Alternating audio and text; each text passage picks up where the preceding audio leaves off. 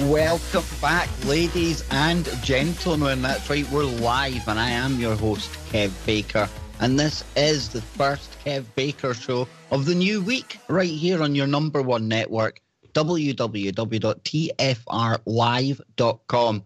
This is Truth Frequency Radio, where silence is consent. And boy, oh boy, am I glad to be back with you all tonight. If you heard Anthony's show on Friday, you'll probably be well aware of the situation I'm in right now over on YouTube. And I want to thank all of you for your kind messages. Your support means absolutely the world to me. Now, on a kind of less positive note, let me just say that, you know, myself and Anthony, we talk about this entanglement that we share. And boy, oh boy, have we taken that to a new level. Because this afternoon, after myself and, you know, the TFR family had been discussing my situation over the weekend, we were made aware that it's not just me that has been hit by YouTube now. No, it's my good friend, Mr. Patch, as well. So over the next coming weeks and months, there's going to be a lot of changes over at YouTube by the looks of it. Things are rapidly changing, and it's something, you know, that we've been warning about year after year after year, and here we are now in the midst of it. For whatever reason, you know, they are closing down your ordinary person, your ordinary YouTube channel. In fact, they're taking the U out of tube and just making it corporate tube. And I imagine that's what it will be before too long. But thanks to Chris and Cherie Geo, I'll, fingers crossed, always have a network here where I can speak to all of you great people from. And of course, if you do want to support myself or Anthony, then if you can, consider heading on over to our Patreon campaigns. That would be much, much appreciated. But even if you can't, your support in the chat room, listening, sharing the links, just being here, part of the team, that is equally important to myself and Mr. Patch. So with all of that out of the way, let me come to tonight's show, and it's going to be a doozy. It is going to be a cracker, because I've got the man in the hat, Jimmy Jeans. How you doing, man? Yeah, I knew that would happen. And Jimmy has said he'll be back in a moment, so it's not a mute problem tonight. I'm not gonna bust him over this one. But we have got another guest tonight. And as you all know, or as you'll all realize in a moment, this is a show that I really look forward to each month. I've got a number of guests that come on, you know, every single month. And I can't think of one that makes me laugh as much as tonight's guest, because that's right, folks, it's time for the return of Charlie Robinson. I want to adopt him as a Scotsman, because he's definitely got that kind of Scottish sense of humour about him. But to anyone out there who hasn't heard of Charlie, you're in for a right treat. And Charlie Robinson is the author of The Octopus of Global Control, a controversial and humorous book that takes quotes from over 500 witnesses to some of history's greatest events and uses them to piece together and expose a century-long plan for world domination. He had a front row seat to the fraud and corruption in the mortgage industry during his career in Las Vegas real estate, and he credits the brilliant John Perkins book, Confessions of an Economic Hitman, as the final piece of the puzzle that helped him to really see how the American government operates as the enforcement arm for multinational companies. So then, without any further ado, welcome back, Charlie. It's great to have you on the KBS set for as long as it continues, man. Free Kev Baker. Toxic Kev on YouTube. How you doing, brother? It's great to have you back, man. I'm great. I'm in honor of this. I'm kneeling right now during our conversation. I won't stand for this nonsense on YouTube. This has got to end. It's ridiculous. I mean, I'd like to say I'm surprised, but I'm not. It's been coming this way for a while, and it's just yeah, like you said, they took the U out of YouTube. It's kind of ironic, huh? But we got to get past this. This is insanity. We have to make as much noise as possible and direct it at those guys. I can't understand why they would. You know, they're so focused on their profits too. You know, they don't have to run double commercials now on all these videos. If they just would allow these other channels to exist like they had been for years and years, they'd be making more money and all that. But it's as if they've sacrificed profits in in exchange for something else, and that never happens in corporate America.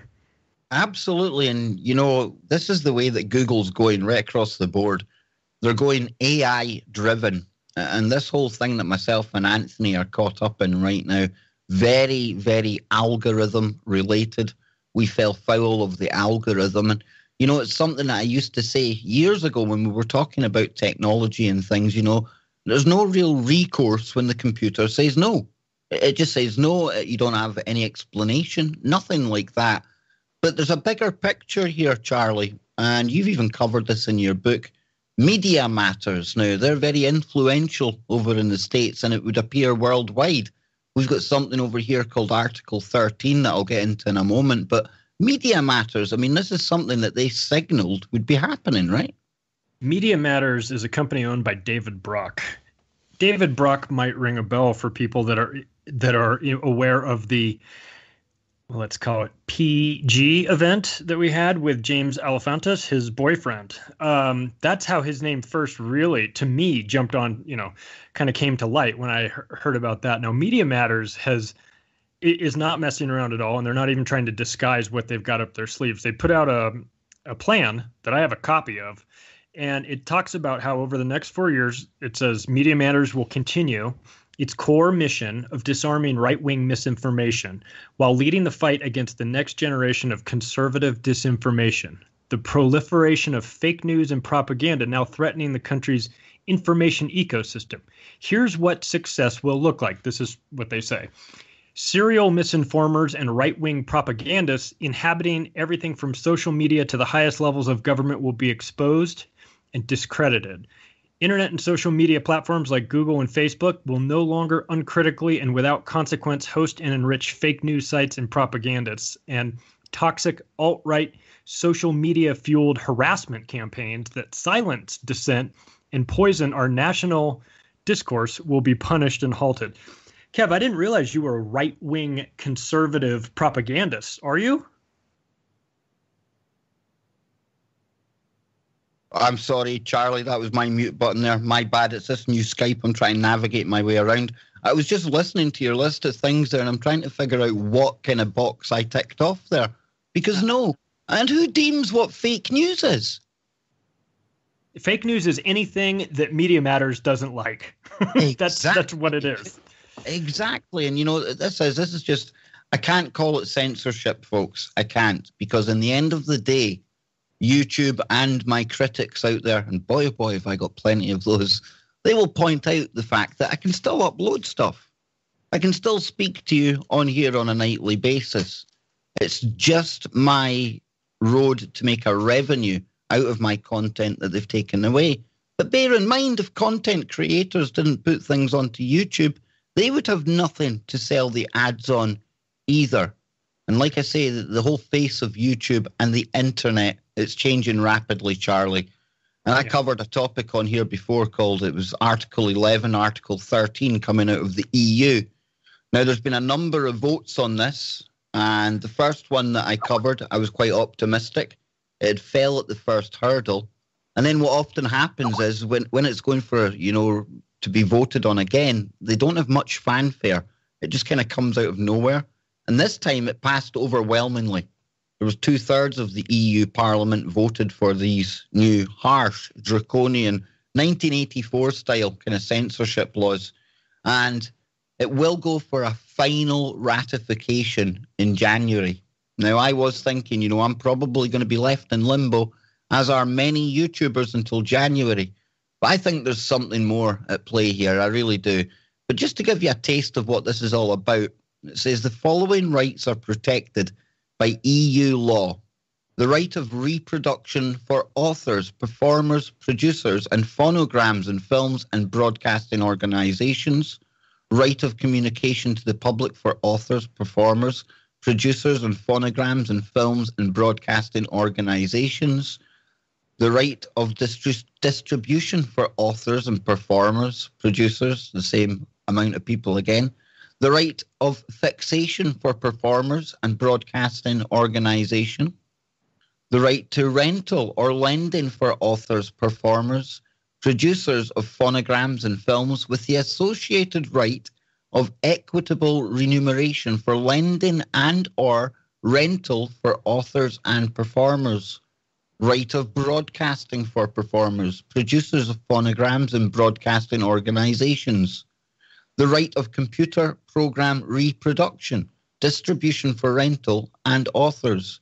Moral rights are usually considered to be a matter for the national laws of the member state, although some countries classify some of the above rights, especially the right of communication to the public, among the moral rights of the author rather than under his rights of exploitation. Now, what this is all leading to, Charlie, is the fact that for us to even look at an article, to read it out, to drop a link on Facebook may start costing us money with something called the link tax. And it's like I was joking before the show. What is there going to be left to talk about for YouTube channels like mine? Am I just going to put up a blank screen and tape up my mouth or something? There's nothing left to talk about. It'll be 2 hours of you clipping your cat's toenails or something like that. It's going to have to be kitten videos, go up to Loch Ness, film, in the hope that Nessie might appear. Well, it's crazy. And unfortunately, it's not going to get any better because they've got a plan here in the U.S. at least, I know, and there's no reason to think it's not a global plan. They've got, so for Media Matters, they have a company now that they've funded that they've started called Share Blue. Share Blue, they say, will take back social media for Democrats. We will delegitimize Donald Trump's presidency by emboldening the opposition and empowering the majority of Americans who oppose him. Now, there's nothing really inherently wrong with this. This is just sort of how you go about doing things. And to one side doesn't want the president to get reelected, the other side does. There's nothing bad about that. But what they do is they go out and they say that the mainstream media was, shirked its responsibility for covering misinformation. And they say, look no further than the government-fueled misinformation amplified by an uncritical news media that led the country to war with Iraq in 2003. Okay, no, that's true. That's a fact. But then they go on to say that what that meant is they say that because of not that the government, that the media's complacency with 2003 Iraq war is the exact same thing as allowing Facebook to have people on there talking about alternative news things. So they're trying to tie these two things together when they don't fit. So they're saying that in America, there's 200 million people on social media, and that Facebook's algorithm fuels confirmation bias by feeding content from outlets that tell the users what they want to hear. So fake news purveyors exploited this vulnerability for profit and political influence. So that's exactly what you do. That's what the CIA said they would do when they invented the term conspiracy theorist. They said it was important to tie the person to being either politically fueled or trying to profit from this conspiracy theory that they're pushing. So David Brock's organization is going right back to the 1960s CIA playbook of how to call somebody a conspiracy theorist and how you do it. They're not even getting original. They're not changing anything. They're just using that playbook and then saying that if you have an alternative set of beliefs, if you are talking about something that the mainstream media isn't talking about, you're fake news. And the only reason why you're talking about that is because you're trying to make money for it, or you're a Donald Trump fan. It can't possibly be because it's true. It has to be because either you're greedy or crazy. It's the changing face of the internet, YouTube, Jimmy, and we're hearing the backstory here, all the way back to the 60s. And that's what I like about Charlie, with his research, all the quotes that he's amassed as well. He can really paint the timeline towards where we are now. And I know this has really angered you, and I want to thank you for, talking about it on your show, Jimmy. Really appreciate that. We've got Anthony in the same boat now, and I fear, there's going to be a whole heap of other YouTubers out there. Love them or hate them, they're all going to end up in this same boat, man. Yeah, and this is a way to eliminate all the players on the tiers below Alex Jones. And the checkmate move is when they go after Drudge for, his business model is aggregating news stories. Well, think of that, Jimmy, the link tax, right? How much is he going to have to pay every single website that he ever links to? Yeah, and once it's passed, are they going to go after him for all the things that he linked from the past? Because that's, they do that kind of stuff. Whatever they can do to destroy that viewpoint over there, they're going to do. And other people copy that same business model, and they put an exciting headline over a boring story that no one would even see. And now all of a sudden they're uncovering some truth or whatever, just because so many articles come out every day. To get an article into the public eye or the public's attention is not very easy. And so there's people that their whole livelihoods are based on getting something in front of the public eye. And so whatever way they can do it, they do it. And so when they're saying this aggregating into the social media thing that Charlie's talking about, that's, once you're profiled based on what you're looking for, then they want to feed you what you're looking for, like they said, because they want to sell you stuff. And so the more they know about you, the more they know about what you want, the more they can figure out what to sell you and how to sell you and what exactly pushes you. That's an important thing you bring up there, Jimmy, because it's almost as if up until this point, they were very happy for us to use platforms like YouTube, owned by Google, who we exposed on Anthony's show, were absolutely set up by the military. And they were happy up until a point, we could do what we want. We could use it as a tool to teach ourselves, to educate ourselves. But now it's as if we're entering a different kind of phase of the operation where that part's over. We've got all your data. We've got you all hooked into this, but now we're going to start throttling it back. And I know that you've looked at this kind of road towards the New World Order type stuff, Charlie, because that's what this global octopus is all about. And would you agree now that this is like now an internet 3.0, 4.0 we're entering? Because even since the early days, a lot has changed since then. So I think we're 2.0 now. But it feels like it's just getting more and more harsh. Yeah, I agree completely. And I think the next step is going to be the Internet ID. I think that ties in well with this. I want to read this part, one more section from David Brock's plan, his playbook that he didn't mean for it to get out, but it got out. And this is really relevant. So it's under a section called Collaborating with Social Media Platforms. It says, outlets that push fake news are completely dependent on Facebook to spread their lies and ad networks like Google to fund them. Media Matters has a unique insight to help fix problems in this part of the media landscape. After Facebook responded to our campaign by acknowledging the problem of fake news and agreeing to do something about it, we began a dialogue.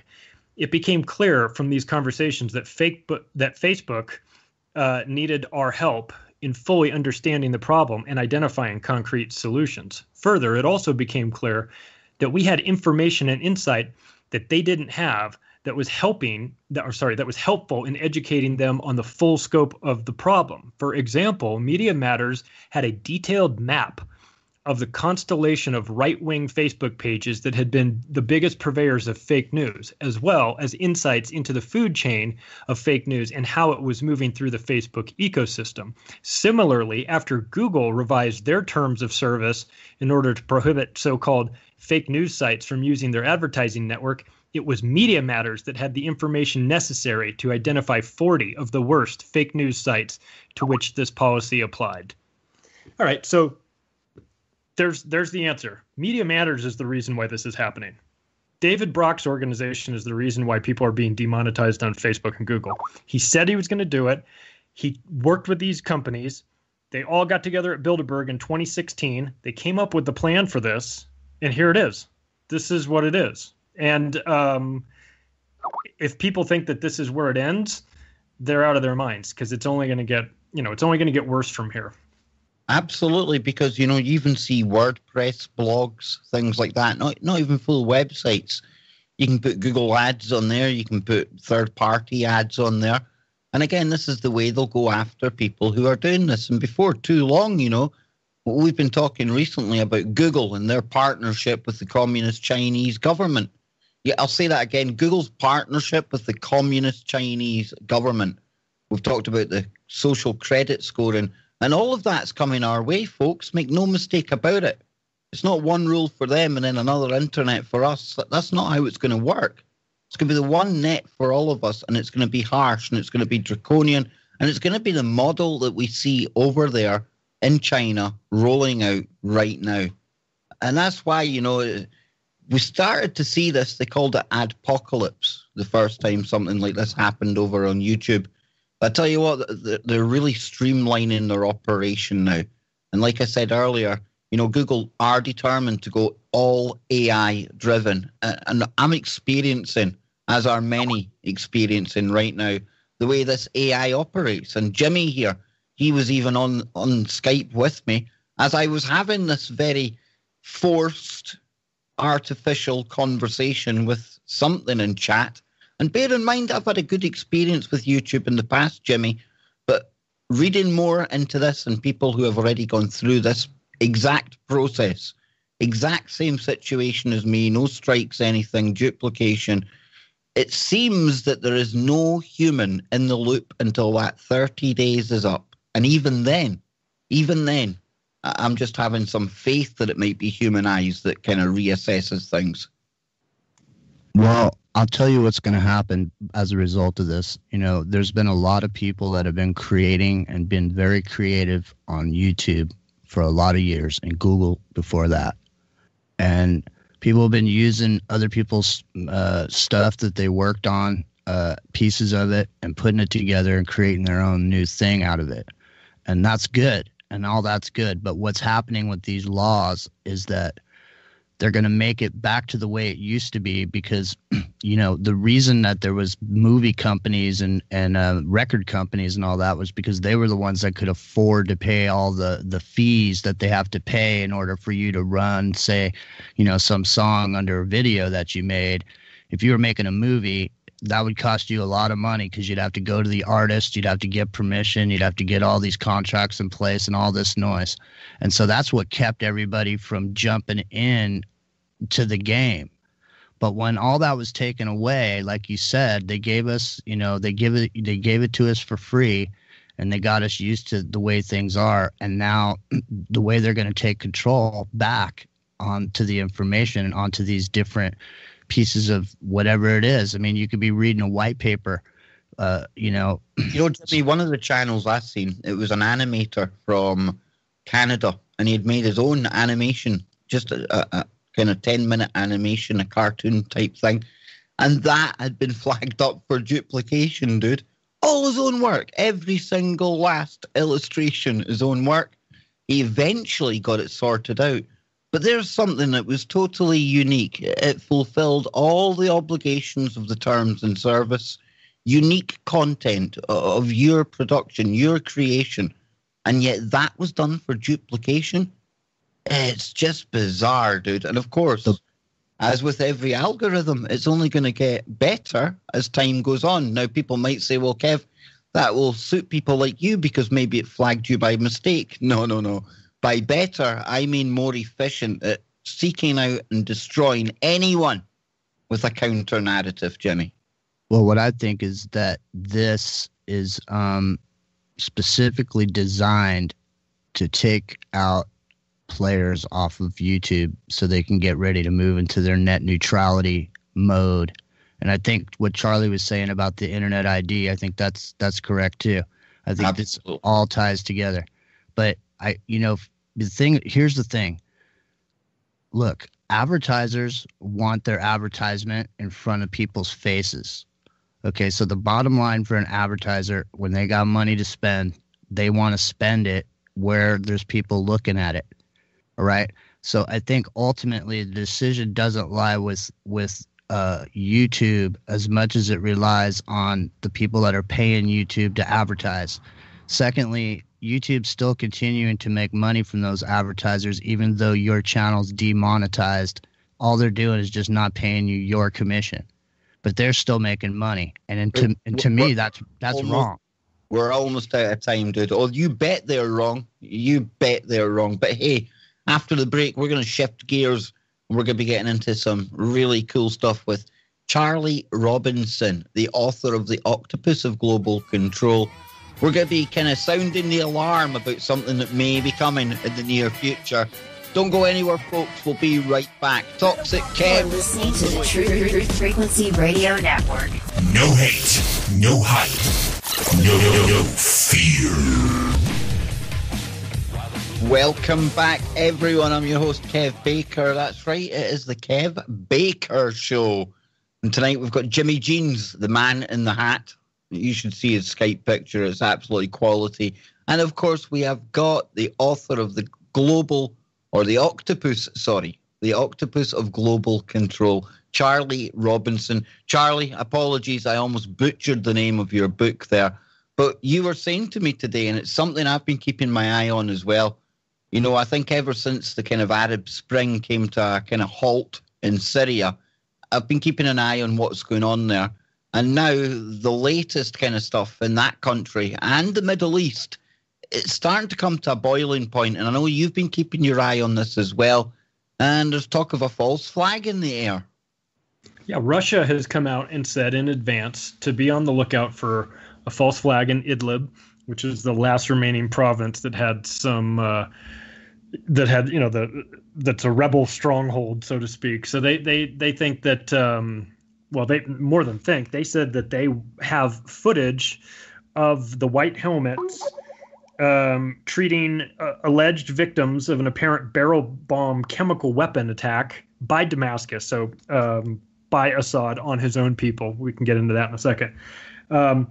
That they've watched them film all of these spots and that they've been distributed to the media, and they're just waiting on the cue to push them out as the evidence of a chemical attack by Assad, a gassing attack by Assad on his own people. This now, by the way, will be the third time that they've tried to go with the chemical attack. No, maybe I actually think it might be the fourth time that they will have pushed the chemical attack narrative onto the public, because they've run out of ideas.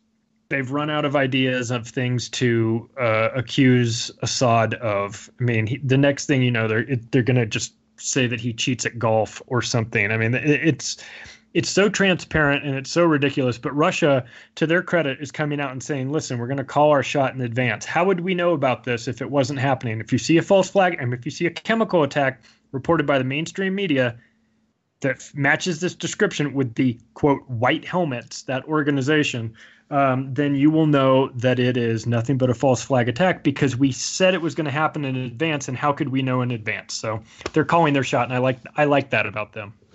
And, you know, the Russians, they said, you know, they wouldn't let this happen again. And, of course, the last time, like you say, the third time this happened, the most recent time, you know, I think a lot of people got their eyes open to Donald Trump then as well, because he was very quick to jump into bed with Terry Mayhem and Macron, and the three of them went and bombed Syria, albeit kind of limited targets, on the back of something that was absolutely bogus. And these white helmets, you know, there's some characters, them. I think they've got an award-winning film, stuff like that. And very convenient how they always turn up at these bombings. They always just happen to be there. What a coincidence. They've always got cameras in their hand. Another coincidence. And, you know, how people don't see through the facade of what they truly are is beyond me. And it just feels like, you know, you've got Donald Trump and the whole kind of moving of the embassy, stuff like that going on as well, Charlie. You've got Iran, that they're very active. They're preparing in the Straits of Hormuz. Nothing new there, but the level of kind of drills that they're carrying out, it seems to be increased. And maybe it's just the way I look at things, but it certainly seems to be a very interesting time over there. Very perilous time in the Middle East right now. Well, the Netherlands pulled their funding for the white helmets yesterday, and also for the Free Syrian Police. And the reason they gave for that was because they are under the influence of Al-Qaeda and ISIS. Wow, no kidding. They're just moderate rebels, these people. They're the good guys. Right.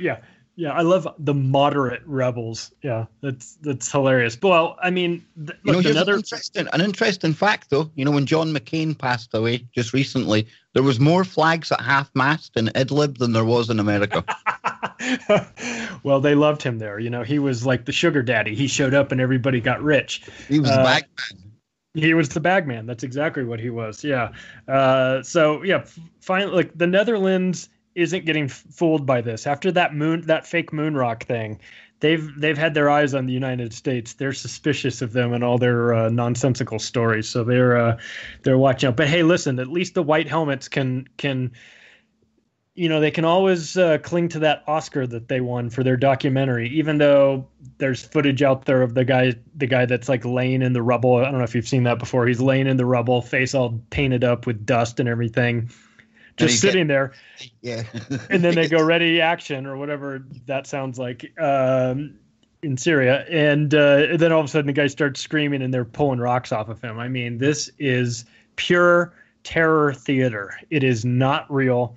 It is designed to fuel, anxiety inside Syria, obviously, and get a lot of people killed. But then it's also designed to push for support in the Western states to greenlight the invasion of Syria, which is, last time I checked, Syria hasn't done anything to me.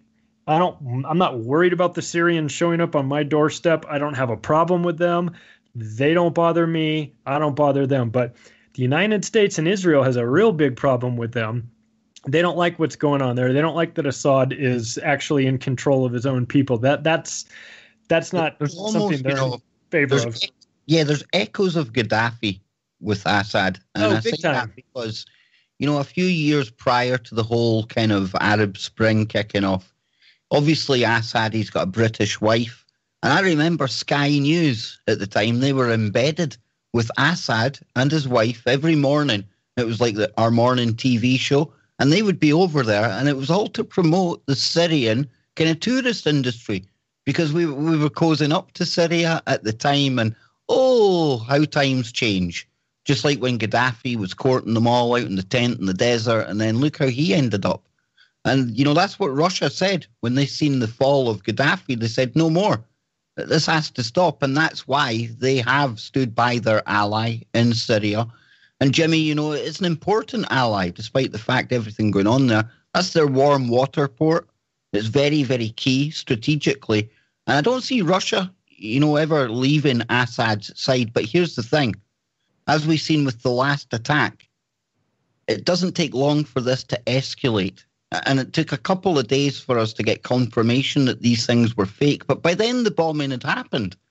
And that's my fear, even the fake problem reaction solution element to this, because it's going to be a fake attack.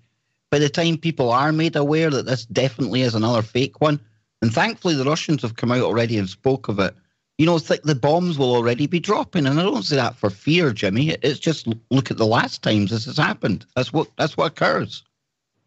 Well, there's so much activity over in the Middle East that the Middle Eastern safety organizations passed a law that all the crisis actors have to wear white helmets. So this way, nobody gets hurt, and everybody over there knows who they are. So when the crisis actors throw the chemical weapon, okay.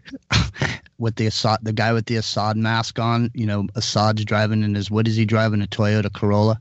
He's driving across the wasteland, twisting his mustache. He's got a Hitler-style mustache, too. He twists the Hitler-style mustache as he's throwing the chemical weapons out the window of his Toyota Corolla. That's probably a false flag. I would say so. And, looking at it militarily, why on earth would somebody who's winning need to use the one weapon that he knows is going to bring all hell from around the world? It just makes no sense whatsoever, Charlie. Damascus will be destroyed in a day, and then that's when it all starts, doesn't it? It all comes down. Jimmy's going all biblical on us, Charlie. Here he goes. It's the fulfillment of prophecies. But I tell you what, this octopus, it likes to almost push those biblical prophecies. It's almost as if they're trying to bring about that kind of change of the age, man. Well, my favorite lunatic in American politics is Nikki Haley. She is a special kind of crazy. Forget the fact that she is completely and utterly loyal to the state of Israel, which is she has proven that time and time again. She's also apparently psychic, because she stated, I also want to reiterate what I said last week to the Assad regime and anyone else contemplating the use of chemical weapons in Syria. The United States followed through when we said that we would respond to the use of chemical weapons. Any offensive on the civilian people in Idlib is going to be dealt with. Really? That's crazy that that there's going to be a chemical attack in Idlib, the same one that maybe Russia was talking about, saying that they have evidence that there's going to be a fake chemical attack there. What a coincidence that she's aware of this. Either that, or she got together with her Dionne Warwick and the Psychic Friends Network, and they got a vision of Assad with his horrible Hitler mustache in his Toyota Corolla, like you said, throwing Molotov cocktail style chemical weapons out of the passenger side of his car while doing donuts. And apparently that's how it's going to go down. I'm excited. Frankly, I'm excited to see the White Helmets again. This is going to be White Helmets 2 Electric Boogaloo coming to a theater near you. I can't wait for it. The only problem is that I'm afraid, because of past experience, that the mass audience in the United States is just going to go, something has to be done. We've got to bomb him. He's a madman. They're not going to understand the plan. They're not going to figure it out. They're not going to see. Didn't Ivanka Trump have the ear of her dad one of the times it happened, and that's why he got involved? She started. Beautiful babies. Yeah, exactly, man. Yeah. Well, you know what? There's a great picture of John Kerry and his wife having dinner with Bashar al-Assad and his wife in a restaurant. This was a couple years ago. So this is like this we hate them, they hate us thing is like political theater. It's phony. The war is real. I mean, the bombing is real. There's no doubt about that.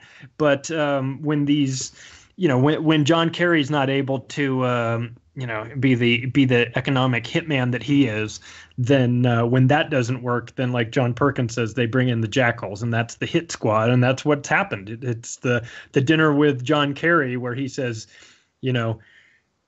accept the silver or get the lead. That we're seeing what happens now. We're seeing that the United States is going to concoct some reason to give them the lead.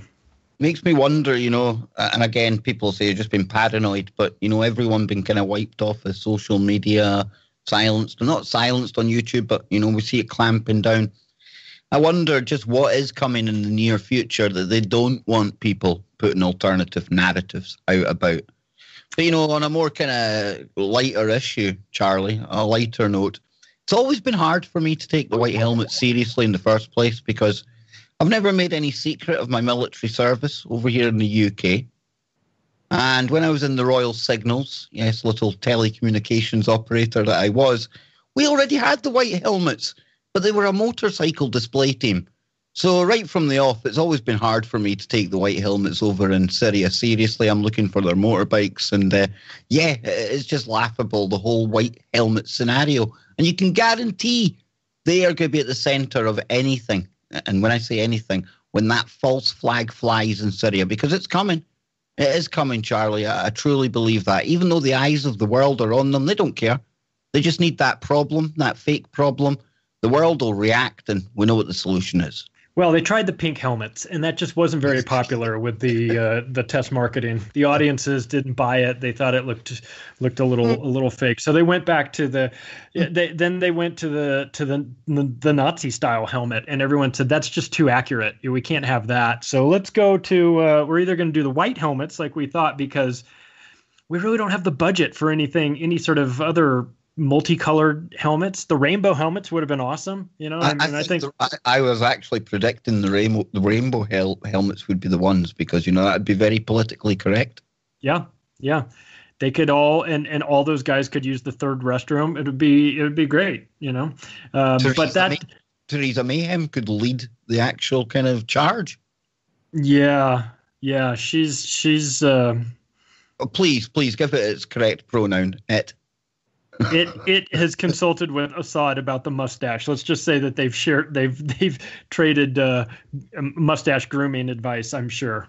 I tell you what, though. I tell you what, she's definitely got a career in dancing when she gives up number 10.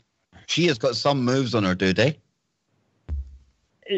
I know Theresa May listens to this broadcast. I've heard through the grapevine that she does, and I have to say this is addressed to the Honorable Mr. Theresa May. You've got to stop the dancing. It's embarrassing. The African people that you were dancing with were mortified. I was mortified. I watched it, and it was a sad day for our people in general. Haven't you done enough to the African nations? You've bombed them, you've poisoned them. Now you have to show them you're dancing. Oh my God, it's an atrocity. I can't. I just can't get on board with that, Theresa. You're going to have to stop. It's an embarrassment to your country, and we're trying to fight this stereotype of not being able to dance, and you're not helping things at all. I mean, she's not going to go on Dancing with the Stars, although I would say the ratings would be through the roof if they could get her. She moves like a Rockefeller or something. Either that, or they could put her in like Celebrity Big Brother. Since when she was Home Secretary, they called her Big Sister. I mean, she literally is the one that rolled out all the Orwellian kind of surveillance over here before taking, the big job after David Cameron. And she's an abomination. She truly, truly is. But you've looked at loads of these characters over the years, over the centuries, Charlie. I mean, who really stands out as being the biggest buffoon that's been part of this kind of global cabal? Well, I would make a push that Theresa May and Janet Reno are separated at birth. That maybe they were twins, because you get the feeling that when you look at them that not the most ladylike of people. I would say the biggest buffoons. Oh, I mean, currently it's got to be Boris Johnson, right? I mean, that guy. We don't get much. I have to remind you that Boris is technically an American. Is he really? He is, yep. He was born in New York. Oh, we don't want him. When Chris Everard was on the show, I said, so technically he'd be more American than Obama? I'll tell you what. We'll give you Piers Morgan back, and then we'll take Boris Johnson. Oh, no, Piers Morgan, he is like if there was a swamp for journalists and that kind of people. I mean, this is a guy who put a phone tap on a missing young girl's mobile phone to the point where, because he had accessed the voicemail, they thought that young girl may still be alive. Mm-hmm. Yeah, he's awful. This is the kind of journalism that he takes part in. And he was like the editor and chief of one of the papers over here. And what was his reward after that? A multi-million-pound or dollar deal with CNN to have one of their top talk shows.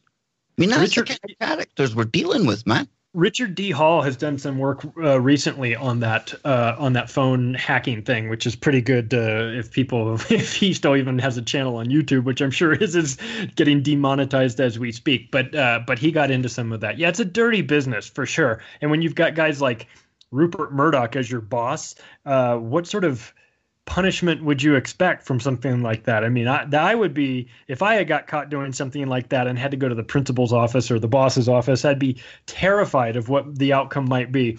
But if you're Piers Morgan and you work for the Murdochs, you get a raise and a promotion and shipped off to the United States, like as if like we wanted him or something. Yeah, he's a reprehensible dude. People are going to have to realize, that's the kind of character. Your CIA, Anderson Coopers, these kind of people are the only ones that are going to be left to listen to soon. And I'm not just saying that because it's me in the middle of this right now. It's always been coming. People I know that are still on YouTube right now, I won't be able to get to them soon. Your favorite channels, you won't be able to hear them. On the front page, it's just going to look like, the listings for your favorite kind of network TV. That's honestly the way it's going to be. If you look at any alternative voice, Charlie, I mean, where's somebody like you end up? I mean, authors, when they have a new book, they come around shows like this and we talk about the contents and that and everything else. But where are authors going to go in the near future? Well, I couldn't go on CNN or Fox or MSNBC to talk about this book, because halfway through a question or my answer to one of their questions, they would just cut my microphone and then just run, a ticker across the bottom saying conspiracy theorist with an arrow pointing to me and then a superimposed tinfoil hat on my head. So you have to go to the alternative media if you want to talk about alternative topics. But when they squeeze that, then that's a good question. Where are you going to go? I think people are fighting back, though. I think people are sort of tired of this. In my book, I made a list of all of the members of the Council on Foreign Relations. Oh, there is one place that is right. I mean, it's not at the tip of it, but it is very instrumental, isn't it? It is very instrumental. And you get those media members on there, and you would be stunned at who is on there. Aaron Burnett, Dan Rather, Anderson Cooper, all the heads of the media organizations. Wolf Blitzer, obviously. Wolf Blitzer is a dual citizen. You've got... That's the epicenter of corruption. You get into the Council on Foreign Relations. Aaron Russo talked about that. He was invited to be on, a member back in the days before he did his groundbreaking documentary, and he said he declined it.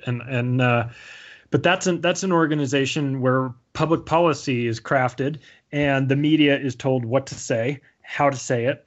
And, we know about CIA's Operation Mockingbird. There's no denying that. That's been out in the public for a while. But what gets less attention are things like Bilderberg, of course, that's starting to kind of creep up into the mainstream. But the Council on Foreign Relations, we listened to Hillary Clinton. She talked about that when they opened the new building, where she said it's great to be able to go to the new building right down the street to be told what to say.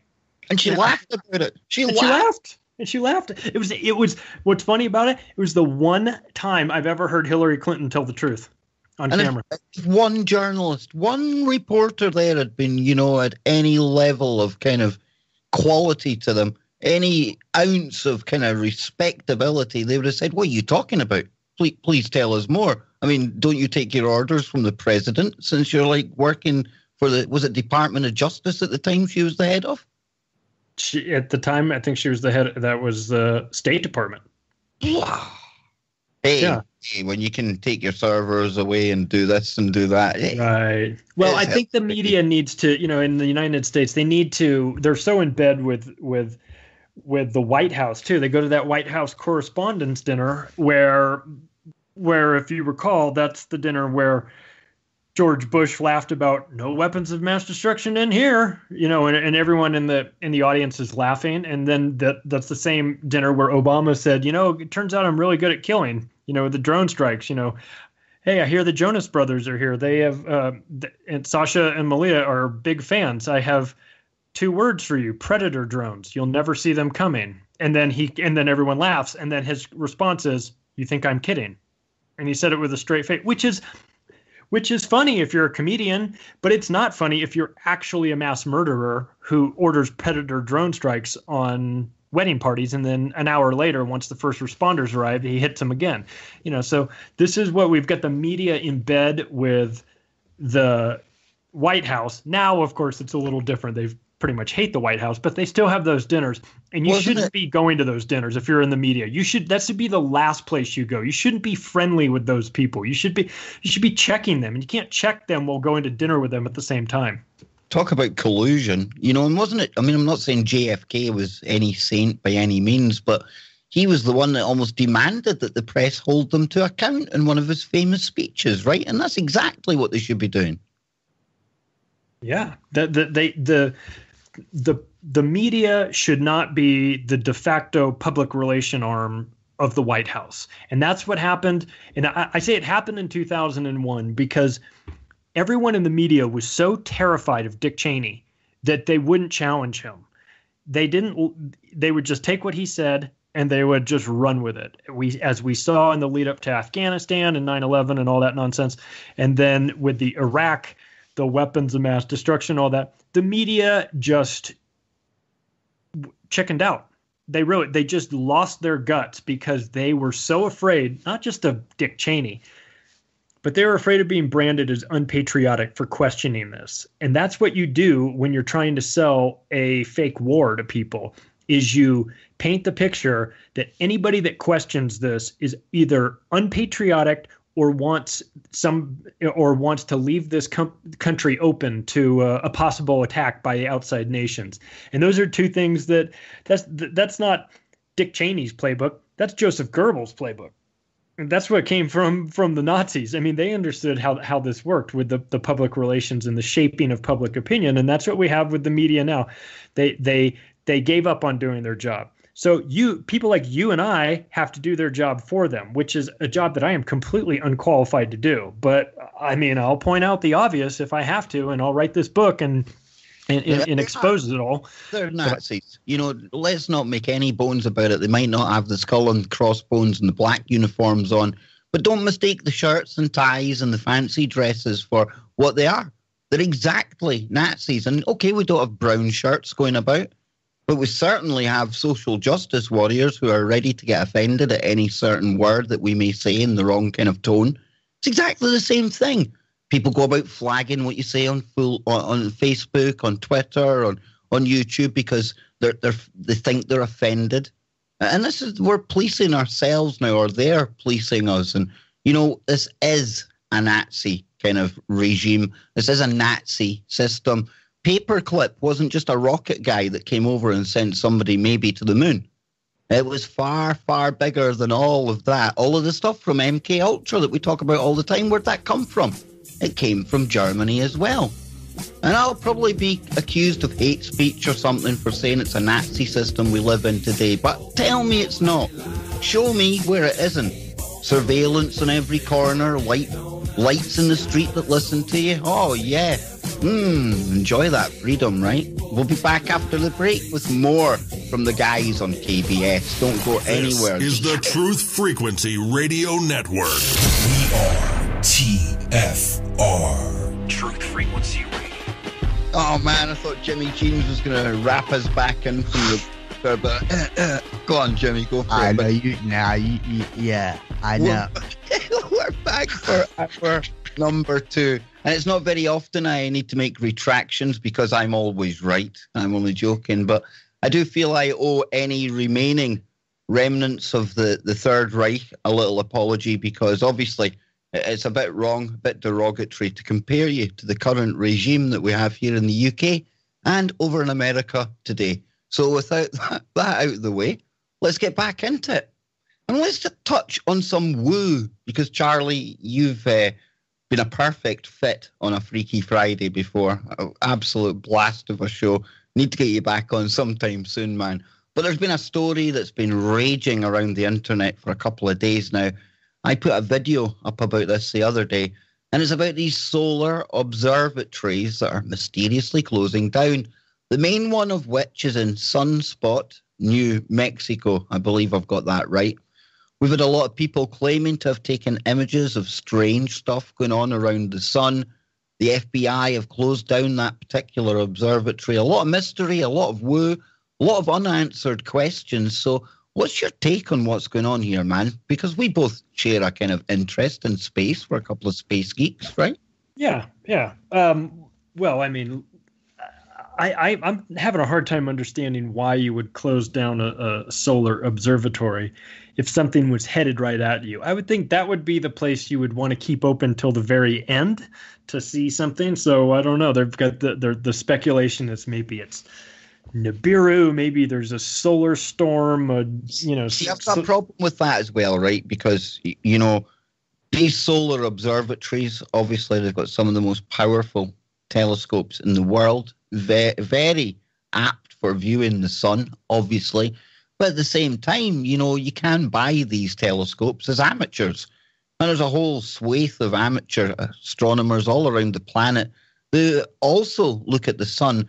And I would imagine it would be kind of hard to cover up some impending approaching planet or something like that, Charlie, wouldn't you think? I think the same thing. And even if you were able to cover it up in the United States, there's no reason to think you'd be able to cover it up worldwide. One thing to consider, though, is that this place is near the White Sands base. And that is, a military base that has been used, to test exotic weapons for decades, really.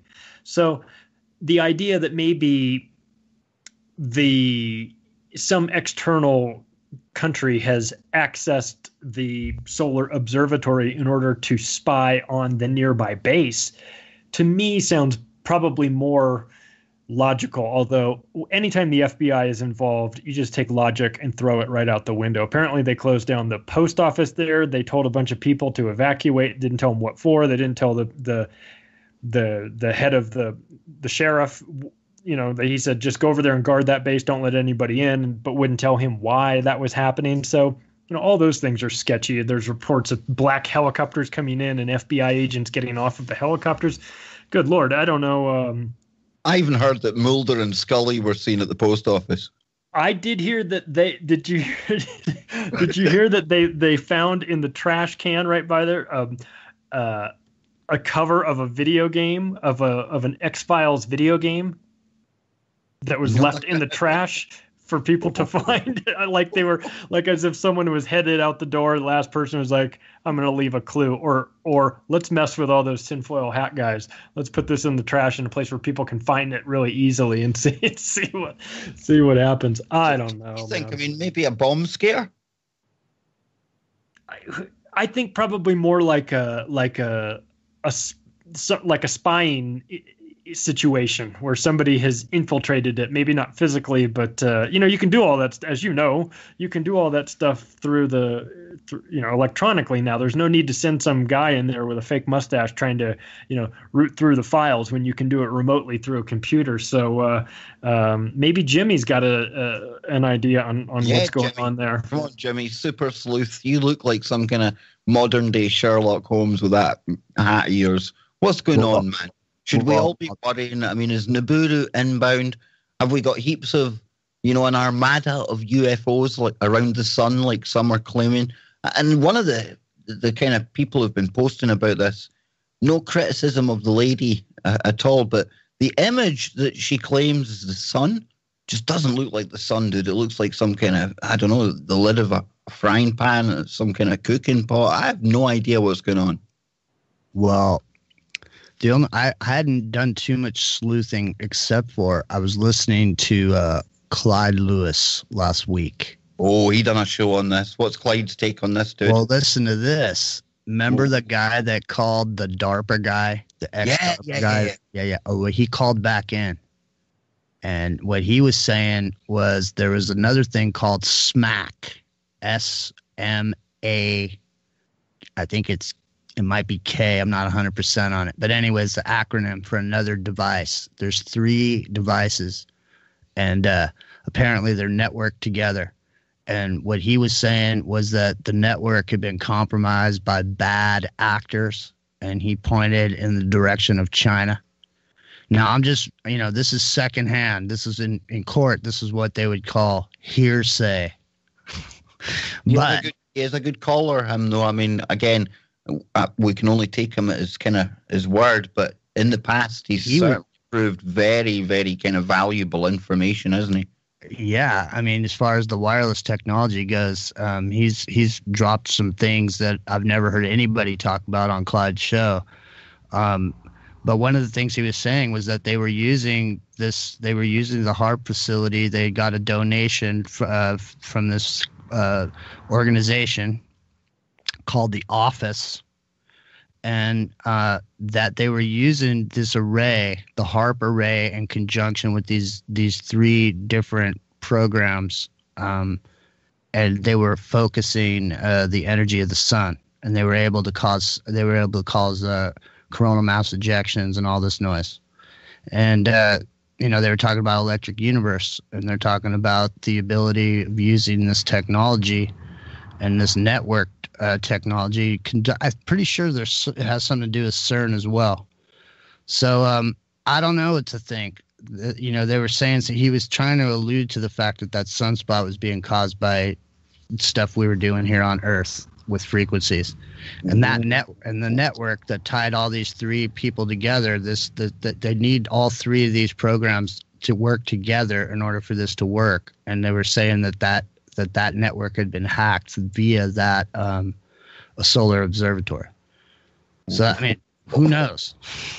Well, there you go, Charlie. I wasn't expecting all of that. I tell you, man. Wow. Was there a statue of Shiva in front of this solar observatory as well? I don't know, but I think I saw somebody doing an alien autopsy out in the parking lot. I tell you, it's a strange one. It really, really is. And, again, there's a lot of theories out there. Personally, I don't think we've got the planet inbound. I think it's going to be something, whether we get the truth on whatever caused this kind of, event, who knows? But I don't think it's anything that we should be immediately worrying about. Hopefully, fingers crossed that you see it. They got a PG&E. They've set up a base camp about a half a mile from where I'm located. Like they're expecting some giant storm to be coming in, even though the skies are blue. I don't understand, but they've been there for a week already. So it's almost like they're waiting for something. Well, talking of storms, we were talking fake news before the break and things like that. Charlie, I know you've been aside from the seriousness of Hurricane Florence and the devastation it's caused, again, the media caught out hyping things up when in reality they don't really need to. There's some comical footage out there. There's some older footage of, Anderson Cooper as well, standing up to his armpits in water when he didn't need to. And again, imagine, hyping up storms when people are losing their lives anyway, man. Yeah, it's unnecessary to manufacture these events for television unless there isn't an event happening. I believe that there is a hurricane, but I'm wanting to know why that guy on the Weather Channel was leaning sideways like he was getting blown off his feet. And meanwhile, in the background, you got these two guys in shorts that are walking by like without a care in the world, just trying to decide where they're going to go for lunch.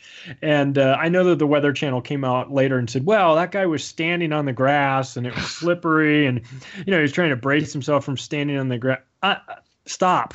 Just stop. This is nonsense. This is you guys trying to make an event look worse than it is because it's good for ratings. The mainstream media loves hurricanes. They love them. They won't admit that they love hurricanes, but they are so great for ratings because everybody wants to watch that to find out what's going on.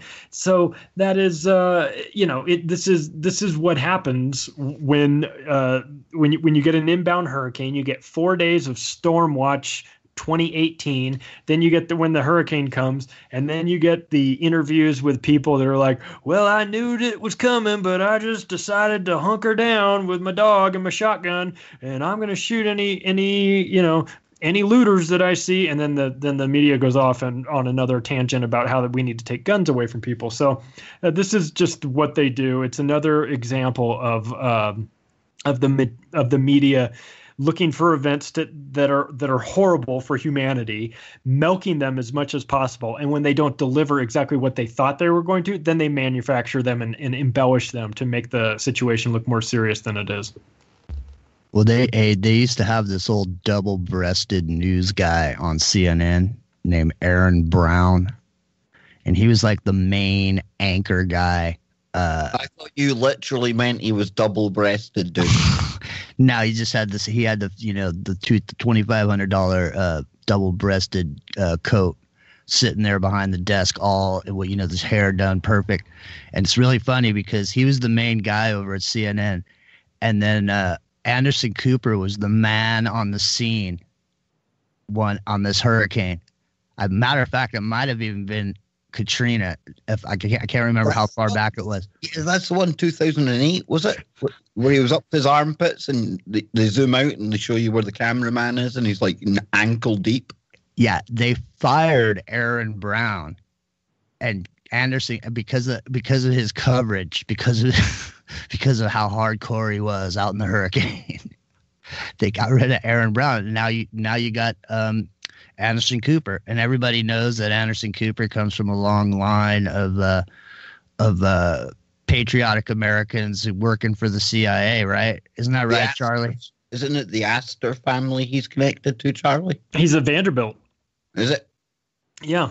He's knee deep in it. On the surface, he seems like a decent dude. He's not a Bill O'Reilly. He's not like a ranting and raving lunatic. He seems like a fairly calm guy. And then he does the New Year's Eve every year with Kathy Griffin, and he spends the entire 4 hours trying not to completely come undone laughing as she's making really inappropriate jokes. And so I mean, he's like on the surface he's kind of likable, but he it's no secret that he interned for the CIA when he was in college. He's worked at CNN, which is the epicenter of fake news. They've been manufacturing that since at least the first Gulf War, when they had those two morons, Charles Jacko and the other guy, running around in circles trying to, with the siren going on and the fake palm trees in the background, looking for their helmets and gas masks. So, I mean, he comes from a long line of fake news puppeteering by CNN. And he made his bones on camera, right? He put on some act while he was getting blown over by a hurricane to make everybody think he's legitimate, right? It's the same thing. You see people sneaking into groves. They become, Oh, is there one show, Jimmy? There's one show where you leave the big man alone. I was thinking of bringing the big man up because I'd love to see a death match or a boxing match, maybe not a death match, between Anderson Cooper and Alex Jones. We could have it at the Grove, Jimmy. I don't think that. I think that would be more like a love match. That might be a match made in heaven. You think so? Do you think it'd be like love? All they could talk about in the morning over coffee. They could have, deep discussions about issues. I reckon I could sell tickets to that. What do you reckon, Charlie? Tickets to Alex Jones versus Anderson Cooper? All shirtless. Madison Square Garden. Absolutely. Alex Jones all sweaty and shirtless, and Anderson Cooper all rocked up. And I gotta say, I was literally Scotty brought this out to me the other day, and I gotta say, I was shocked to find out that Roger Stone has a tattoo of President Nixon on his back in between his shoulder blades. And there's a picture of Alex Jones pointing at it. The guy's got his shirt off, and Alex is pointing at it. I mean, I got to say, I was blown. I couldn't believe it takes a lot to shock me, and I was shocked, man. That's hardcore right there. I know. Well, the first thing I asked is where was it? Because I was thinking it was going to be lower, like a tramp stamp kind of thing. But luckily, it was between his shoulders. I mean, Roger Stone, he's been about White House administrations for a good few years now, Charlie, hasn't he? And he's kind of injected himself into the whole alternative media. And I bet you a lot of people don't realize his kind of political background, where he comes from, stuff like that. Interesting character, that one. Yeah, he's been a fixer for a while. I mean, he's been, anyone in that position that's any good at their job has to stay sort of in the periphery. They don't want to be known. Is he the guy that like somebody like Nixon would have called up when he wanted something done off the books? Yeah. Let's get Stone in. Yeah. Oh yeah. That's the guy that you would call when you want something to look one way but not come from the White House. He would be the character that De Niro plays. Not De Niro. Yeah, it's De Niro in Wag the Dog, isn't it? Yeah. Yeah. That's him.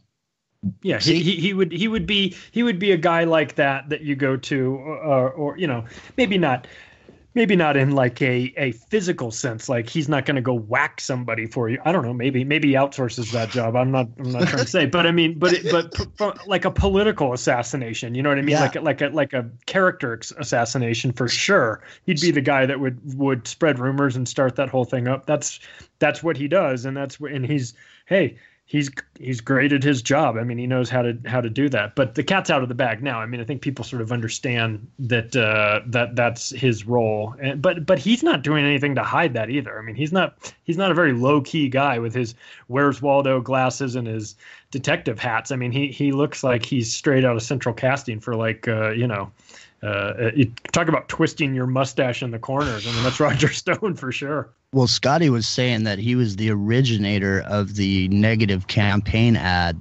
He started it with Nixon, to where they, when they show the opponent, they gray everything out and make it look all drab and dismal, and then they, go back. How is that not classified as voter meddling? I know. Well, the thing is I'm just saying, he was back. That was back then when he was, in the rudiments of, where he had to have somebody producing it for him. Now he's got the world at his fingertips. Imagine what he could produce with a computer. He must have thought that getting the gig from Donald Trump to bash Hillary Clinton was like getting free money. It was like the easiest job he could ever possibly have. He's like, I don't even have to invent anything. I can just play clips of her talking all day long, and that's enough of a political hit ad, you know. And then he got poisoned too, right? Remember that? He got poisoned. Absolutely.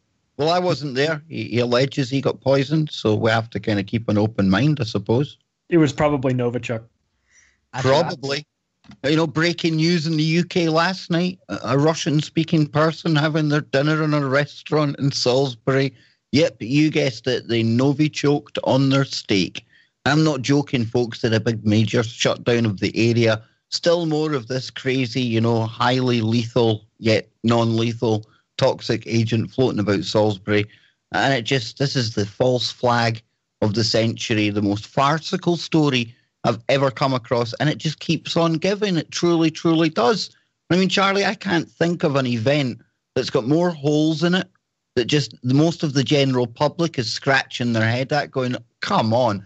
And then you had the Russian spies coming out. The Russian spies came out and they said they were in Salisbury sightseeing. Well, that's just as ridiculous as saying Russia done it in the first place, because there's nothing to see in Salisbury apart from military installations, tanks, troops, ex-soldiers, and double agents.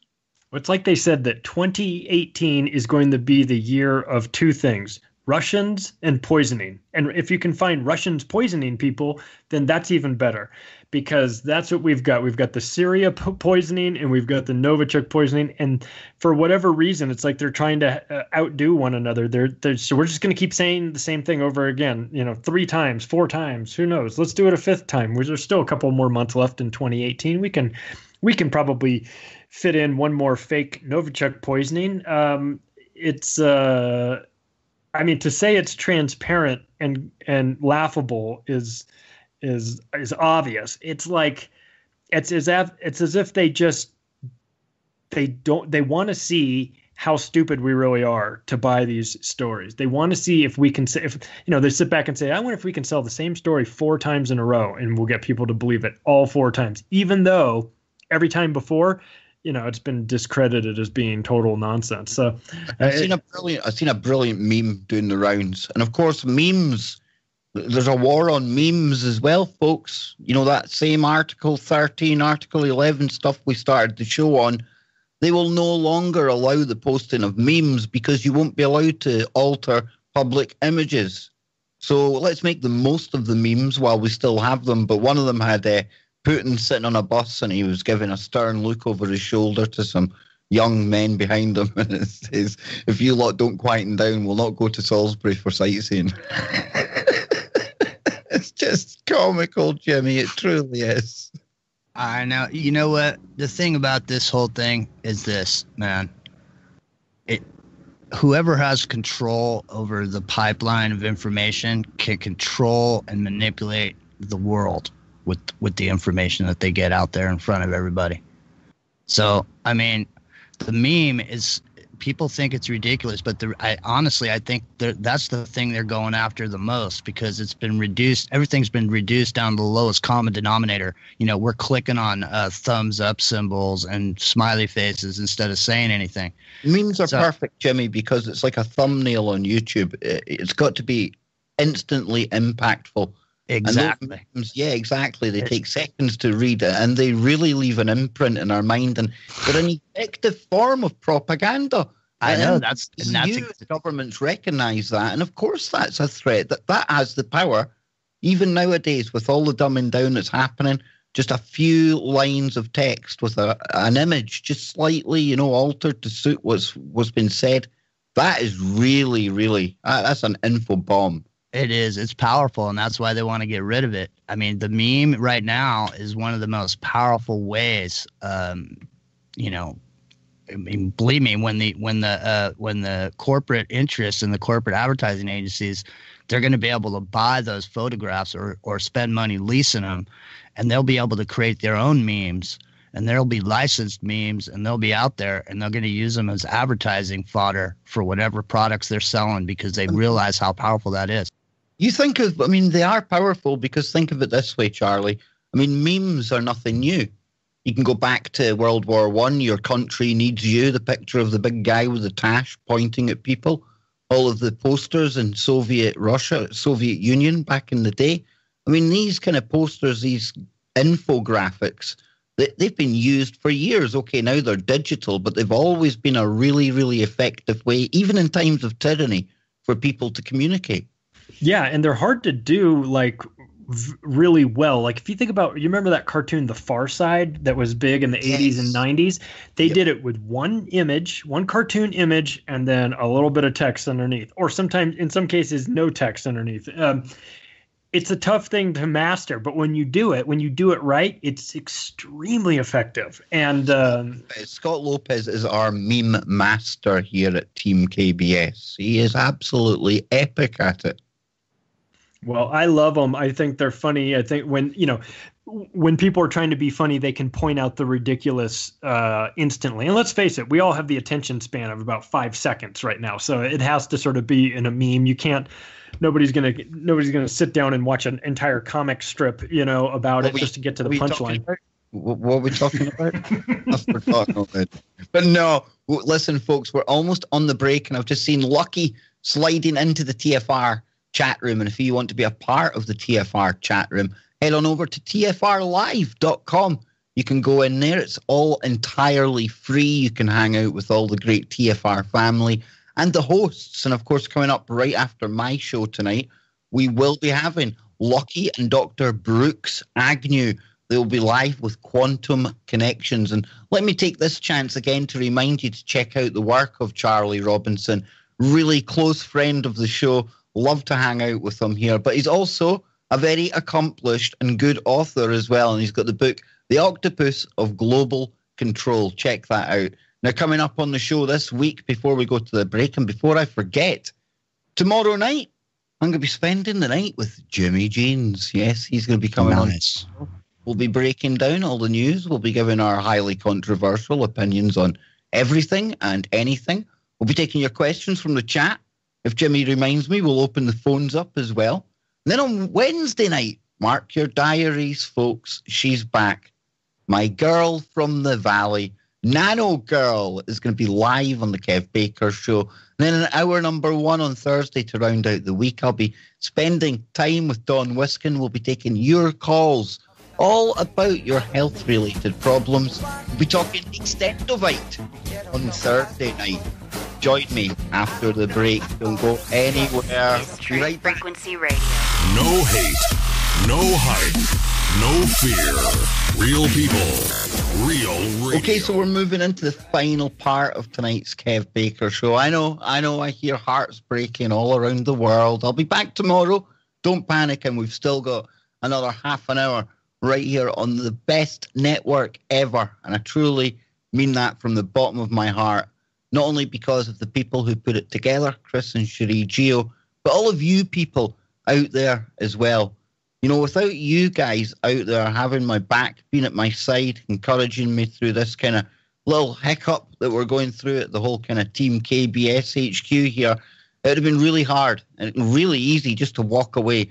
But you lot out there, you make me double determined to come back bigger and better, and we will be keeping on going for as long as Chris and Cherie have me on here. So a big shout out to everyone as we move into the final part of the show with Charlie Robinson. And Charlie, let people know where they can find your work, keep up to date with your view on the news. I like the stuff you always post. We're always kind of in sync, the kind of things we're looking at.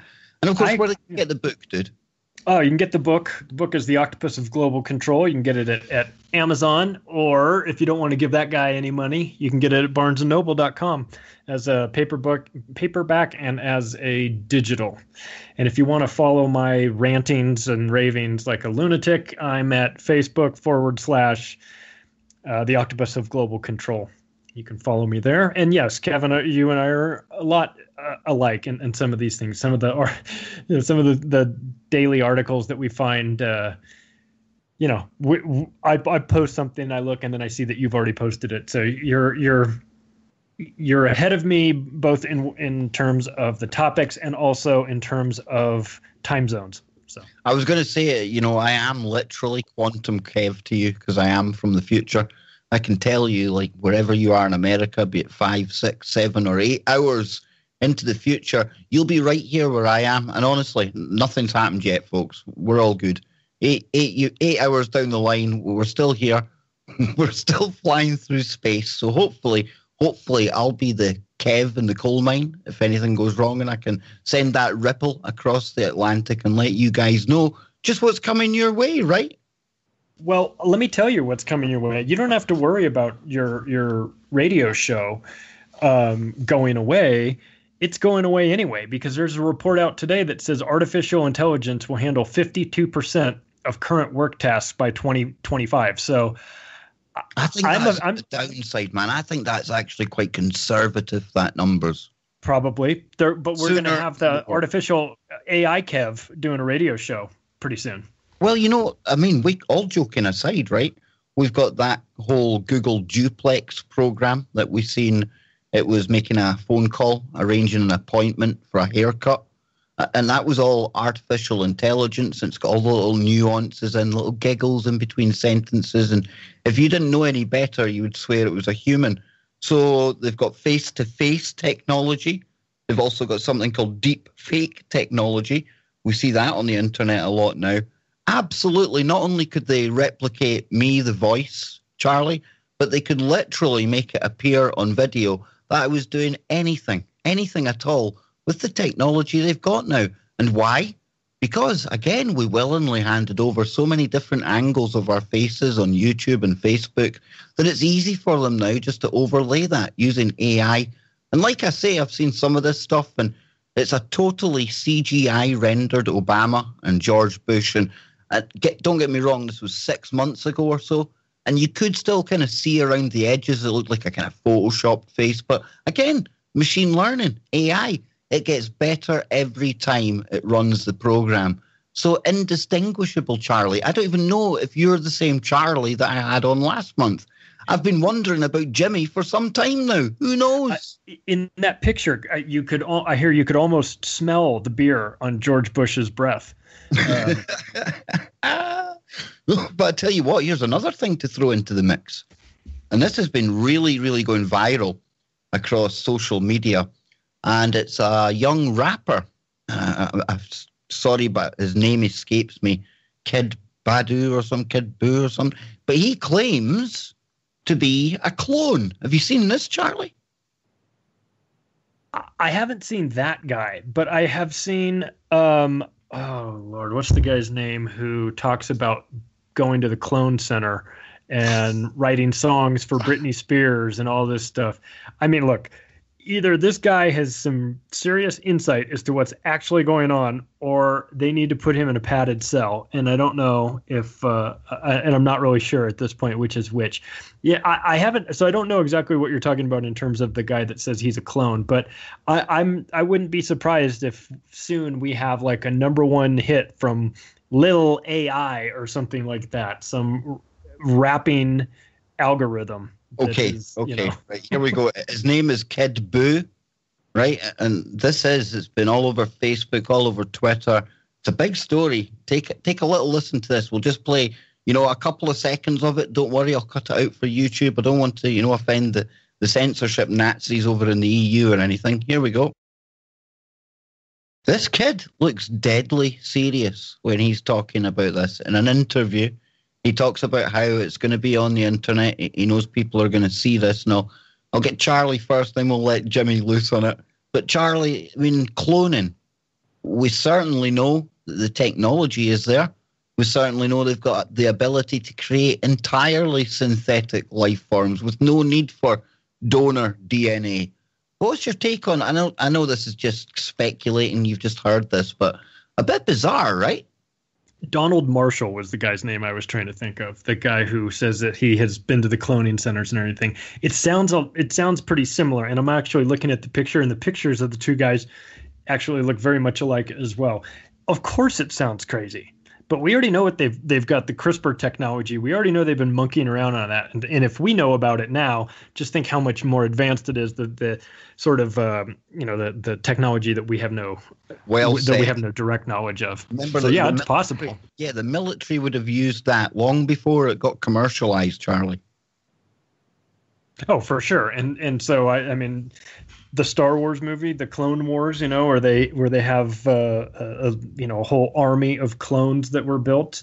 Yeah, I wonder how much of that is predictive programming, how much of that is knowledge of something that currently exists or already existed in the past, and how much of that is the future of what's to come. I wonder if he's like a photocopied version of a person where it's kind of a little bit blurry, so he's like not totally crisp and clean, so he's a little bit off.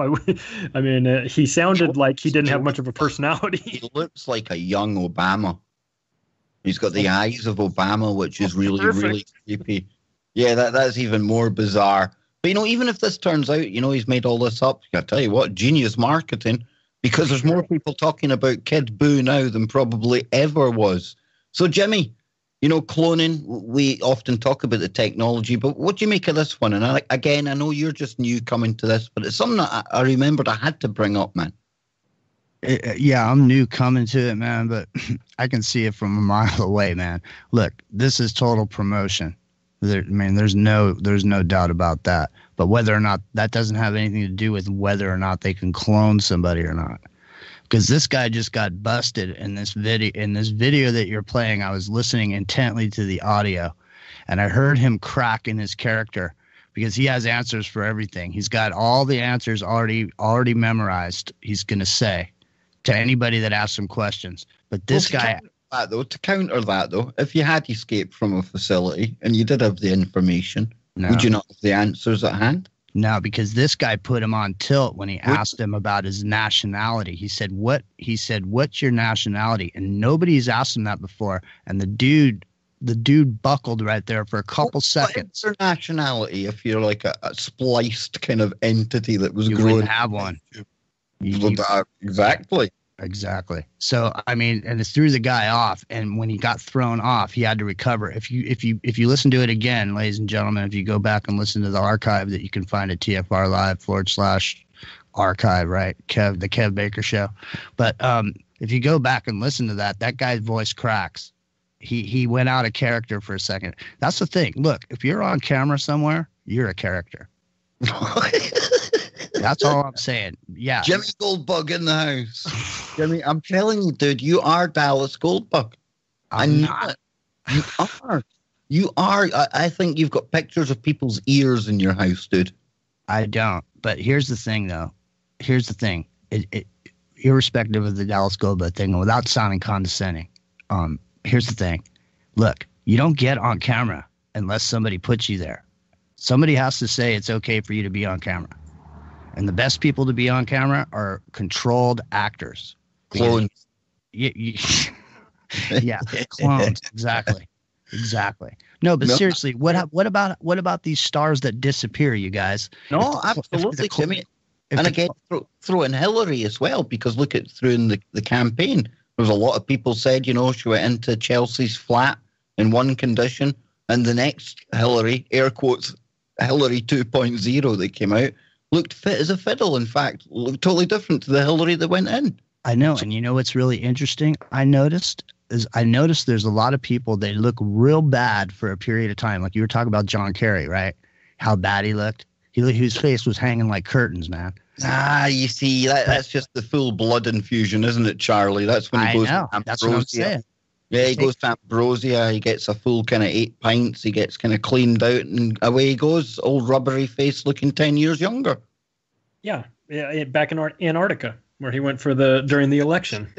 Well, he looks kid good blood now. Transfusion. He looks ready to run for president, which he's trying to angle to do over here. Dude, it's going to be the oven glove again. It's going to be the Thunderbird puppet. It's going to be Hillary 3.0.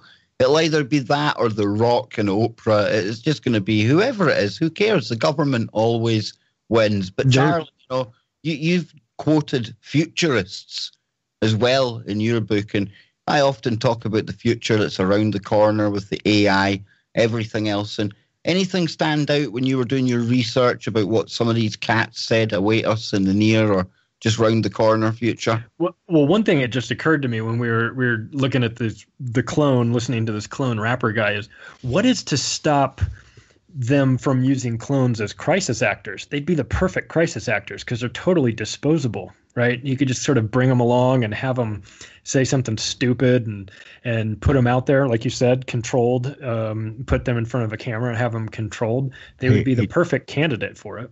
Most actors are disposable, in case you didn't know. And they don't even have to be clones. No, I'm just kidding. You're right, though. You're right. Well, one of the things in the book that world leaders as well, Charlie. I mean, you hear about the lookalikes. I mean, one better than the lookalike would be the literal carbon copy, right? Well, yeah, you've got, you remember when we were going into, I say we, it's not we, when the United States military was going into Iraq in 2003, they were concerned about Saddam Hussein lookalikes, right? They were afraid that they'd hung the wrong one. Oh, well, they didn't say that publicly, but everyone thought maybe they just hung one of his lookalikes. So there's a business in that, of course. And then you mentioned the Hillary coming out of Chelsea's apartment. I mean, that's not the same person. And that wasn't Hillary Clinton. That was somebody dressed as Hillary Clinton. So if that's happening, and we have to acknowledge that did happen, then who made the call on that? And why is it happening? I saw people that were picking apart the Hillary Clinton that showed up at the McCain funeral as not being her as well. That her jawline was different, her teeth were different, that it wasn't even the same person. So, I mean, could you imagine poor Bill that there's more than one Hillary that he's got to deal with? Holy moly. That'd be it. I mean, it's tough enough to handle one of those. Imagine if there's like a half a dozen of them running around. This means there might be possibly more than one Sarah Palin. Oh, Jimmy, I'm happy now, man. Smiling. Sarah Palin, my favorite politician in the world, dude. I know. What's not to like? Exactly. Exactly. Hey, have you ever heard of this guy, Dr. Beater? No, it's Dr. a new name on me. His name, I'm not kidding. I mean, I'm reading his name, so don't think I'm making this up. Dr. Peter Beater is his name. Sounds like a rapper. That's an awesome name. Or like a porn star. Kid Booze Da. He could be, because this guy has a video that's been around since the 80s, and it's called Organic Robotoids Are Real. And it kind of goes in line with what you guys are talking about. It says that these robotoids have a shelf life, and they can be programmed holographically with the person's memory, and then they can be substituted for the person. But at some point, they have to be, they have a shelf life. But you keep them cold. They want to stay. The temperature needs to stay really cool. And so a lot of these. You find, like, for example, I'll just use David Letterman as an example. He kept his studio ice cold. Maybe David Letterman was an organic robotoid. This is almost like doing some kind of crazy seance on the air, and I'm getting Jimmy Savile talking about keeping rooms cold for people. Was he keeping rooms cold too? He had a penchant for people that had been recently deceased. Yes. It never ends, man. Yeah, really cold. You're a very cold character indeed. The world I'm speechless. I don't even know what to say. Stranger than Stanley Kubrick even tried to show us in Eyes Wide Shut, isn't it? And that's the same cabal, the same octopus with its tentacles into all corners of power. And the graphic that I used tonight, it was Creative Commons, no copyright, free for reuse, may I just put out there, to the censorship Nazis. And it was brilliant, Charlie, because it's got one tentacle wrapped around the White House, another one around the Vatican, another one into the city of London. And that's exactly what you're trying to show here, isn't it?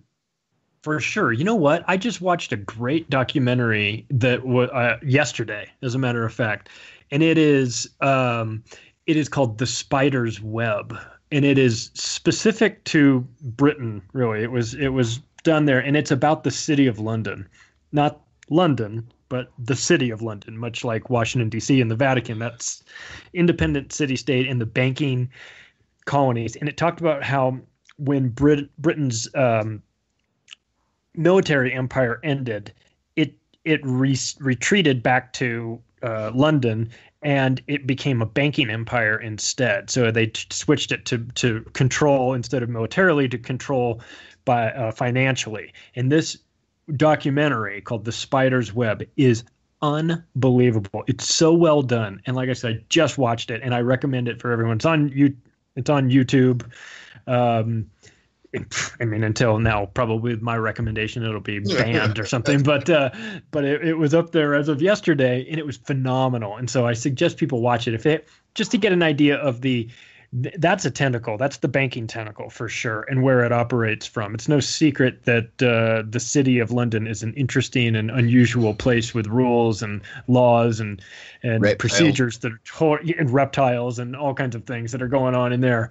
But you see that's sort of the banking arm. You've got the political or the military arm in Washington, D.C., and then the spiritual and pedophilia arm of, I think, apparently running out of the Vatican. So very interesting and unusual places where some not so nice things are happening. Yeah, the Vatican kind of business model hasn't changed so much. You know, they used to traffic Nazis over to South America, and now they're still in the business of trafficking. So go figure. But, you know, this is the world that we live in, and you mentioned the CFR earlier on. And, you know, one over here that's really, really instrumental, and we've talked about it before, but the Tavistock, you know, for anyone out there who hasn't looked at the history of and what the Tavistock are up to right now, you really need to, because these people, they're the ones that pass the ideas on, pretty much like your kind of PNAC stuff, you know, telling you what's to come just round the corner when it comes to Tavistock and places like that, Charlie, aren't they? Tavistock is the social engineering company. You know, that's who you go to when you want to push something. That's who. Say even the Beatles, the Beatles going to America, that was Tavistock, right? Yeah. Tavistock has a role in that. It was found. You know, it was heavily run by Dr. Alexander King, who is one of the founders of the Club of Rome and the Committee of 300 with that's David the one Rockefeller. That you should never mention the name of it, so we'll say it again. The Committee of 300. Yeah. Well, with inflation now, it's more like 3,000 or something. But these think tank, these social engineering organizations are super dangerous because they don't really turn up in the newspaper as much. I mean, their work is filled through the newspaper, but their name is not. When you do see them, it's usually under sketchy circumstances. If you remember the 7/7 London tube station bombing, guess where it happened? Guess where that red double-decker bus blew up? It blew up on Tavistock Street, right in front of the Tavistock Institute. Probably so those maniacs up there in the corner offices could have a front row seat. Don't forget the kind of demolition van that they had, Black Star as well. And then it had something on the side of the bus saying "Terror coming to a theater near you soon." Yep, absolutely, it did. It had that. That's a good point. Yeah, it was an advertising slogan that was on there. That day. I remember it well, and it was almost like one of those moments during 9/11 where the BBC newsreader, notice I say newsreader, not a journalist, but she got the script early and she was talking about the Solomon Brothers building falling. Right. Only it hadn't. But on the day of 7/7, arguably our 9/11, myself and my partner Anne, we remember it vividly. You know, first thing in the morning, we had the guy coming out and saying it just so happens that we conveniently had drills running at all of these locations this morning. Now, that was a red flag right away. And then there was one report of Asian men who had been seen in and around Fleet Street, and that the police had shot them dead. Now, these Asian men that were shot dead, this story, it disappeared. It never got heard of again.